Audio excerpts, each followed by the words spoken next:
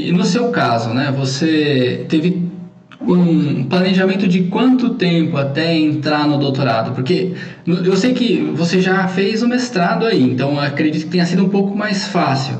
Mas quais foram os entraves burocráticos aí? Quanto tempo você levou para se preparar para de fato ter o seu application aceito e de fato aí começar o seu doutorado? Geralmente, como você falou, como eu conhecia a universidade, como eu já conhecia, eu já tinha morado aqui, já tinha uma experiência aqui, para mim isso acabou sendo um pouco mais rápido, mas levou em torno de um ano de preparo. Então, se você tem um inglês redondo, o que é um inglês redondo? Não é um inglês. A gente tem muito medo de falar que é inglês fluente, né? Na verdade, muitas pessoas são fluentes em inglês e tem receio de falar isso. O inglês fluente é o inglês que você consegue se virar, é o inglês que você consegue perguntar, a pessoa consegue entender, Uhum. e essa comunicação foi estabelecida sem muitas falhas, assim, né? E falhas gramaticais não são caso, né? Ninguém se importa se você errou o artigo, enfim. É Uhum. mais você conseguir manter esse diálogo acontecendo.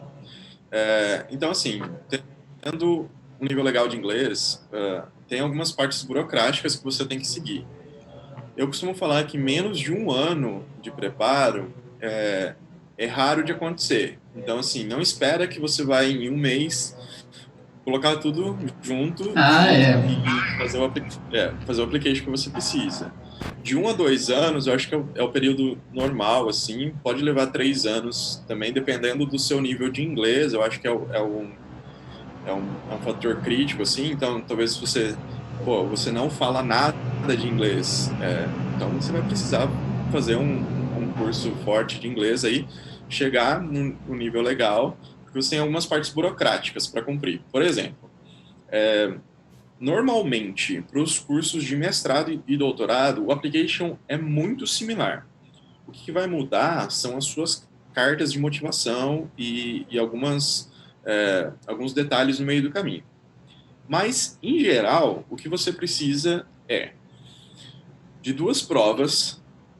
Você conhece muito bem uma versão de uma delas, então que é o que você trabalha, né, o GMAT.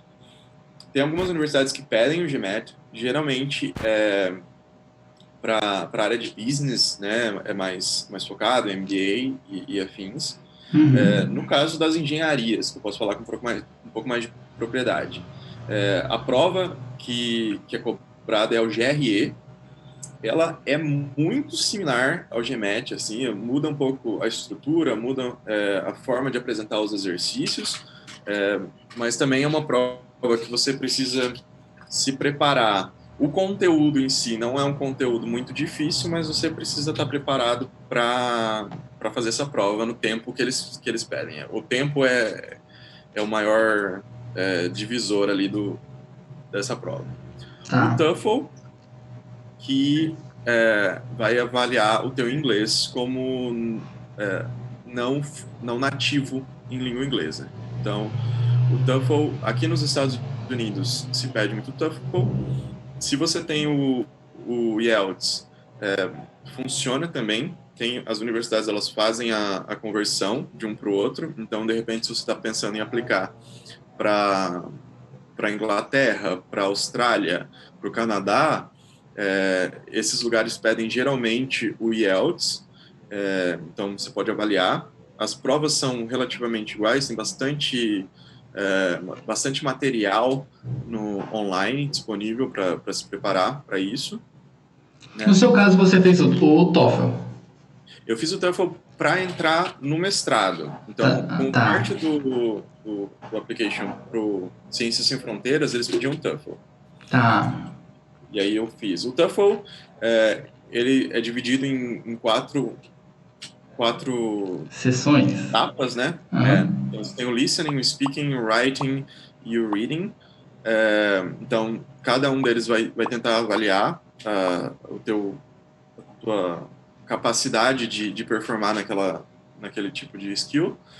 E o GRE, são 3 tipos de prova que você faz. Então, você tem o writing, você tem que escrever 2 redações, tem o conhecimento verbal, que avalia realmente o uso de inglês em situações avançadas.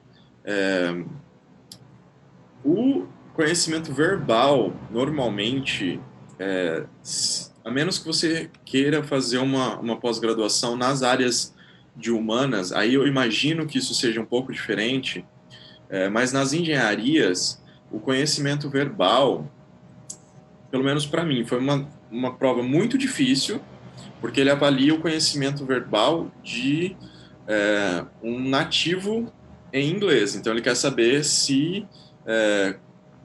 É como se a gente fosse fazer uma prova que avaliasse o nosso vocabulário em português, né, falando português. Ah, tá. Você disse que sentiu que avalia muito vocabulário, então, o GRE. Muito vocabulário, Tá. de vocabulário específico. Se você está numa situação que você precisa desse vocabulário, não é impossível. Tem bastante dica, tem bastante treinamento para isso, e você pode chegar em notas bem altas, mesmo não sendo um falante nativo.